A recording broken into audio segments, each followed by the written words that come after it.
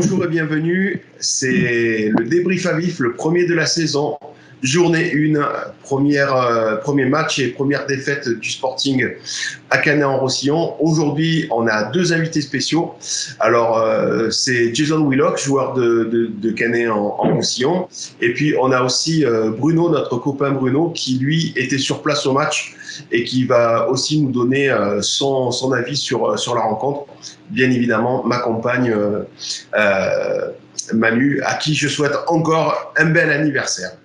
Merci. Messieurs, bonjour. Alors, Jason, on va commencer par toi. Tu es notre invité d'honneur. Est-ce que tu peux nous donner ton ressenti sur cette première rencontre où on a senti vraiment une équipe de Canet très, très solidaire, hein, puisque très souvent dominée, avec un gardien en feu. Alors, ton ressenti, toi, sur le terrain? Sur le terrain, c'était un match d'hommes. Il y avait beaucoup d'engagement, de l'intensité, des duels. Je pense qu'il y a eu de la bonne agressivité, pardon. Ça s'est bien passé dans l'ensemble, même si il y a eu un carton rouge un peu sévère. Mais je pense que c'était un très bon match.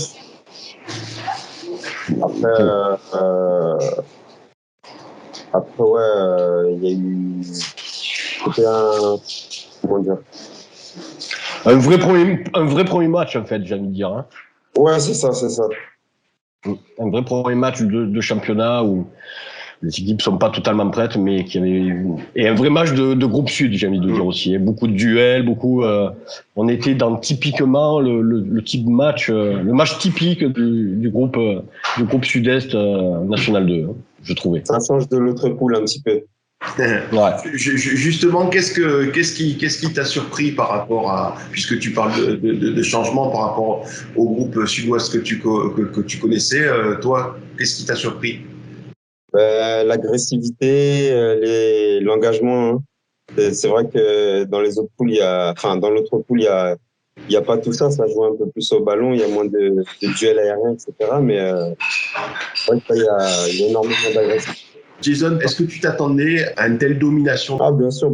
On savait que Toulon allait avoir la possession de balle. Donc nous, on a travaillé toute la semaine sur un bloc plus ou moins médian pour exploiter toute la profondeur dans le dos de la défense. Et je pense que c'est ce qui a payé, notamment sur le premier but. Ouais. Et puis, on a un bon face-à-face aussi en deuxième mi-temps. Et c'est la même chose, quoi. C'est un ballon dans le dos de la défense. Et puis, le coach nous avait briefé là-dessus. Toi, Bruno, je voulais avoir ton point de vue sur la rencontre avec quelques heures de décalage. Simplement, c'est vrai qu'on est arrivé, il y avait quand même quelques dizaines de supporters toulonnais, hein, au passage, faut le préciser, qui étaient dans des conditions intéressantes. Ils étaient dans un coin, ils avaient une vue globale, donc ça c'est important de le préciser par rapport, comme vous le savez, à tout ce qu'on a subi des fois à gauche et à droite. Et ensuite, sur le match, on a senti d'entrée que Canet allait rien lâcher, quoi. D'entrée, les 2-3 premiers duels, ils ont commencé à comme il a dit Jason, à mettre une agressivité positive. Et à partir de là, ça a été le Sporting a dû jouer au maximum de ses capacités, chose qui actuellement, comme beaucoup d'observateurs me l'ont dit, hein, il y a beaucoup de passionnés, ils m'ont dit, on n'a pas l'impression qu'il y ait une cohésion, on n'a pas l'impression que les joueurs jouent ensemble, qu'ils se connaissent. On a l'impression que c'est le premier match amical où ils se cherchent et où les joueurs, surtout, et c'est ce que j'ai remarqué, mais vous l'avez remarqué, ils étaient trop près l'un de l'autre. Toi, sur le terrain, Jason, tu as ressenti ça, une équipe qui était encore en rodage, un adversaire qui était encore en rodage? Ouais, c'est ça. Puis je pense que aussi, à Toulon, il y a beaucoup de joueurs de ballon. Et c'est vrai que sur notre terrain, c'est pas évident de produire du beau jeu, quoi. Donc je pense que ça les a aussi un peu embêtés. Ouais, c'est vrai que on avait l'impression que Toulon est encore en rodage, quoi. Moi, il y a un joueur qui m'a fait très forte impression, mais on s'y attendait côté toulonnais, c'est El Ghoul, hein, qui a été très, très, très, très fort. Hein, et d'ailleurs, ma crainte, c'est de me dire, si ce joueur n'est pas sur le terrain, à quoi ressemblerait ça va se voir. Le Sporting. Ouais, ça va vraiment se voir. Toi, ton ressenti, Manu, par rapport au match et ce que tu as pu observer? Non, alors j'ai une petite remarque par rapport à ce qu'a dit Bruno, et je l'ai mis dans le billet du match et un peu d'avant-saison, et j'avais dit que le fait de ne pas avoir fait assez de matchs amicaux était peut-être pas grave en soi, mais peut-être un peu dommage, parce que a empêché, on va dire, un état des lieux un peu plus précis, et je pense que ouais, j'ai un peu le même ressenti. L'équipe n'est pas encore une équipe. C'est vrai que ça fait encore un peu, tout le monde joue un peu dans son coin, c'est un ressenti qu'on a. Et peut-être qu'avec 1 ou 2 matchs amicaux en plus, on serait peut-être un peu mieux de ce côté-là. Bon, après, voilà, hein, peu importe. Ouais, on voit que Evian Tonon-Gaillard a fait 10 matchs amicaux, et puis ça les a pas empêchés de perdre du côté de Marignane. Donc je veux pas être... Mais enfin, c'est vrai qu'il nous manque cette... un vécu collectif. Ouais, ce lien qui est normal, hein, qui est un manque, ça soit normal. Mais c'est vrai que c'était assez prégnant. Après, pour en revenir quand même au but, je l'ai bien disséqué. Bon, c'est quand même une balle dans le dos, un petit peu au bonheur, la chance, hein, pas très calculée. C'est pas à la Guillaume Bonora. Non, c'était pas du tout ça. Et bon, le joueur passe entre Labor ou Asfan. Bon, il joue bien le coup. Franchement, sur le but, on n'est pas très heureux. Enfin, ça fait partie du ballon. Le but est très beau. En plus, par contre, il joue très bien le coup, le petit dribble sur Flo. Mais ce que je veux dire par là, c'est que bon, des buts comme ça, je pense pas qu'on en prendra 50 cette saison. Voilà. Après, c'était un premier match auquel on pouvait s'attendre. Le Canet a été au rendez-vous de ce qu'il devait faire pour pouvoir prendre un ou des points, c'est-à-dire être présent dans les duels. Donc, pourtant, hein, ils sortent du sud-ouest, mais ils ont su qu'il fallait de suite basculer sur sans doute un autre mode de jeu pour bien figurer, notamment contre Toulon. Ils doivent être, je pense, assez contents de prendre le Sporting maintenant, parce que d'après moi, le Sporting, le temps va jouer pour lui, je l'espère, et devrait aller mieux dans les prochains jours, parce qu'on a vu quand même de très belles choses. Tout à l'heure, Bruno évoquait les supporters qui ont fait le déplacement. C'est quelque chose auquel vous attendiez, Jason? Moi, je connais un peu Toulon de mes clubs précédents. Du coup, je savais très bien qu'il allait y avoir des supporters. Et voilà, c'est toujours un plaisir de jouer contre Toulon. Hein. Il y a beaucoup de ferveur. Là, les supporters, ils vont pas arrêter de chanter pendant 90 minutes. Et pour nous, petits joueurs amateurs, franchement, ça fait toujours plaisir d'avoir un petit engouement comme ça. Stade plein, c'est quelque chose à laquelle vous êtes habitué, ou tu penses que c'est lié à l'excitation d'un début de saison? Ouais, je pense que c'est l'excitation. Après, la tribune est souvent remplie quand même. Elle est souvent remplie, mais bon, là, il y avait un peu plus de monde que d'habitude. Tu évoquais donc l'engouement toulonnais à pousser son équipe. Est-ce que tu as senti la même chose du côté des supporters de Canet? Bon, un petit peu moins, parce que bon, il y a beaucoup de spectateurs que de supporters. Ouais, c'est comme ça. D'accord. Toi, Bruno, par rapport au match, est-ce qu'il y a des éventualités, des individualités, ou des choses que tu as trouvées intéressantes? Si tu enlèves El Ghoul, il y a plus rien, il y a plus de liant, tu vois. Il y a plus rien. C'est-à-dire tu peux jouer 500 minutes, tu marqueras pas, quoi. Et ça, vraiment, c'est vrai que honnêtement, de tout ce que j'ai vu en National 2 avec le Sporting, j'ai jamais vu un match avec un joueur qui a une telle emprise, honnêtement. Tout ce qu'il a fait, il a réussi. Il a provoqué, je sais pas, 15 ou 20 fautes. Il les a mis, il leur a fait la misère, hein. Soyons clairs, ils étaient systématiquement en prise à deux. Le président de Canet, ou un très gros dirigeant derrière, disait « Prenez-le au début ». Il n'arrêtait pas de dire ça. mais il était inarrêtable. Voilà. Par contre, ce que j'ai pas du tout aimé, c'est Abdou Diallo, parce que j'ai pas reconnu mon Abdou. Voilà. Là déjà, je comprends pas. Il était perdu, il n'a pas été alimenté, il n'est pas venu chercher le ballon comme il le faisait souvent. Et puis j'ai rien compris au schéma offensif. J'ai pas compris l'utilisation de beaucoup de joueurs au milieu du terrain non plus. Je sais pas. Je sais pas. J'ai beaucoup aimé certains joueurs dans l'implication, comme l'arrière droit, le Santini, je crois. Santini, ouais. Ouais, lui, il est déjà dans le bain. Moulet, il a fait tout ce qu'il a pu, mais il a raté beaucoup, malheureusement, notamment des centres. Je comprends pas. Voilà. Après, Laborde a été très très costaud, très solide. Ousmane, pareil. Mais voilà, au milieu, j'ai pas compris le schéma offensif de l'équipe. Voilà, pour résumer. Il y a un point, moi aussi, qui me paraît important, c'est Sadio Diallo. Pour moi, sa seule qualité, et c'est pas la moindre, c'est d'être un buteur. Il a vraiment ça dans le sang. Il a le sens du but.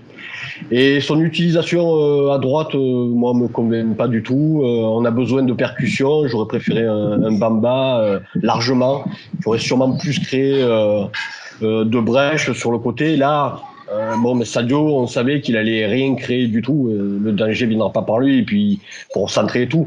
S'il soit à la réception du centre, me semble bien plus intéressant que si c'est lui qui centre. Donc, je trouve que c'est dommage de l'avoir utilisé à ce poste-là. J'aurais, même s'il doit supplanter son homologue. Sadio Diallo, il doit être utilisé en 9 et uniquement en 9. Il n'a rien à faire en 7. Et là, j'ai pas trop compris le choix du staff de le mettre en 7. Non, j'adhère pas du tout à ça, et à chaque fois qu'on mettra en 7, on me verra en colère parce que on a du monde, hein, on a Bamba, on va avoir Bilto Costa, donc on a suffisamment du monde sur les côtés pour aligner Sadio Diallo qui a pas du tout les qualités pour évoluer à ce poste-là. Et puis j'attends toujours qu'un joueur comme Sissane me montre un peu autre chose, parce que dans le jeu, ça met pas vraiment l'équipe sur les rails. On va dire, il a souvent la passe facile tout derrière. Bon, il est utile par ailleurs, mais j'arrive pas à être encore convaincu par ses prestations. Et voilà. Après, pour le reste, l'équipe n'est pas encore tout à fait prête, mais donc on va vite basculer sur ce match de Fréjus et de l'Étoile et voir la réaction de l'équipe. Il faudra être bien meilleur dans le liant, dans le vécu de l'équipe, et être bien plus collectif. Cette enfant du championnat avec 5 descentes par groupe, voire 6 pour les 2 plus mauvais 11e. Est-ce que c'est une pression supplémentaire quand on entame une saison avec cette espèce de coup près? Un petit peu quand même, parce qu'on sait que le moindre point va être précieux. Donc, faudra vite aller chercher les points et puis on va être tranquille un peu plus tard, quoi. De fait, votre préparation, votre préparation estivale, elle a été faite en conséquence, c'est-à-dire peut-être être prêt dès le départ physiquement pour pouvoir peut-être engranger un maximum de points dès le début du championnat, ou pas du tout? Non, je pense qu'elle a été comme toutes les autres saisons. Après, dans la tête, on savait qu'il fallait mettre l'engagement pour résister dans ce championnat, quoi. Non. Est-ce que toi, tu as capté des choses en étant dans la tribune quant à ce qui pouvait se dire sur le banc ou en bord de terrain, si tu as croisé des gens du Sporting en tribune?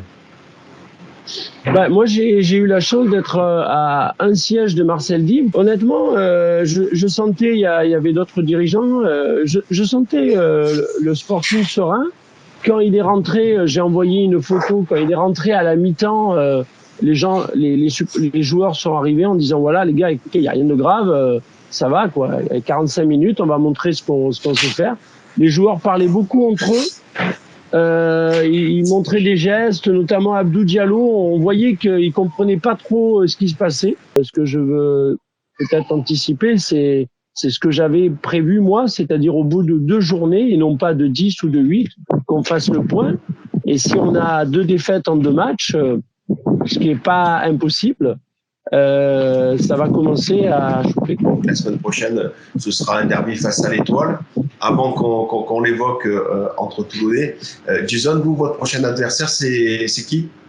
C'est Marignane. Le prochain match, c'est l'Étoile, une équipe qui a gagné hier soir contre la réserve de Lyon, qui a des ambitions avec notre Toulonnais Vito Grasso. Toi aussi, Manu, c'est un match que tu crains?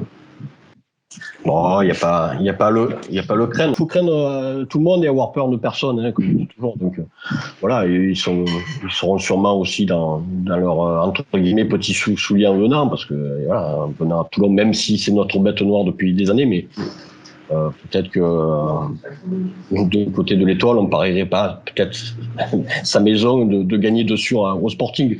Il démarre bien le championnat, nous moins bien. Je trouve que malgré tout, on est plutôt pas mal sur la qualité de l'effectif, sur la qualité des joueurs. Voilà, reste à bosser. Non, c'est un match, on va en parler un peu plus au fur et à mesure, mais qui va être très très sympa à suivre. Un derby dès la 2e journée, comme souvent, hein. On a pris hier à la seconde journée l'année dernière, l'Étoile en seconde journée 2 saisons avant. Ouais, on n'a pas à gagner ces matchs-là, mais il faudra bien marquer, hein, surtout. En tout cas, on n'arrive même pas à marquer contre l'Étoile, au-delà de pas les gagner les matchs. Donc, si on a le bonheur de pouvoir marquer, on sera peut-être pas très loin d'enfin une victoire contre l'Étoile, mais on verra tout ça. Moi, je voulais rebondir sur ce que disait Bruno, à savoir qu'il faudrait faire un premier bilan dès la fin de la seconde journée, d'autant plus s'il y avait un mauvais résultat face à l'Étoile. On sait que le Sporting est encore en construction, puisqu'au niveau du recrutement, il n'est pas terminé. Hier soir, moi, j'ai quand même vu de bonnes choses, hein. Et si on regarde sur le papier, on a quand même un effectif qui est très très intéressant. Et on peut se dire que sauf derrière quelques semaines, on devrait voir autre chose. Jason, clôturer l'émission, tu veux dire un mot un peu particulier, que ce soit à tes supporters, aux supporters de Toulon, fais ce que tu veux. Non, on remercie les supporters de Toulon déjà d'être venus. Et bon, comme je disais, ça fait toujours plaisir de voir du monde au stade. Puis les nôtres aussi, bon, un peu moins chanté, mais ils étaient là, donc c'est très important pour nous. On espère faire une grosse saison et puis se maintenir au plus vite pour éviter les matchs au coup près en fin de saison. Surtout un retour à Toulon, le dernier match. Ouais. Bruno, un dernier mot? Félicitations encore à Jason et au Canet qui ont montré ce que c'était une équipe collective avec des moyens limités, des joueurs qui se battent à 150%. Je pense que le dernier mot, c'est que le Sporting aurait pu jouer 7 heures, il n'aurait pas marqué. Voilà.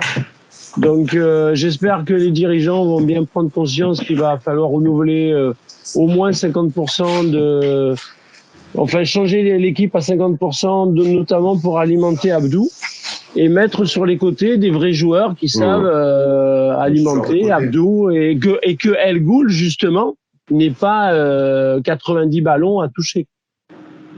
Manu, un dernier mot? Non, moi on a tout dit, donc on va pas faire doublon. Je remercie vraiment Jason qu'on avait eu le plaisir de connaître et d'interviewer à Tarbes à l'époque. Ouais.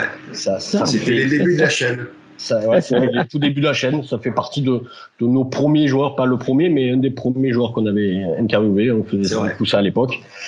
Et donc c'est depuis un jour qu'on suit. Et puis on l'a revu avec Pontarlier. Et puis là, on le revoit du côté du Canet. Et c'est sûrement un des plus sympathiques et gentils garçons comme footballeur qu'on puisse rencontrer. Et je suis très content qu'il ait accepté notre sollicitation. Et j'y souhaite une bonne saison, et parce que il a eu un peu quelques difficultés à un moment donné, et puis là il redevient un peu titulaire, donc je suis très content pour lui. Merci beaucoup. Merci à toi. Jason pour d'avoir accepté notre invitation. Merci à toi Bruno, notre envoyé spécial, d'avoir participé. Manu, à très bientôt. On ne se quitte plus. Ça y est, c'est parti pour 9 mois. C'est parti. Merci à toutes celles et ceux qui nous ont suivis, et à dimanche prochain.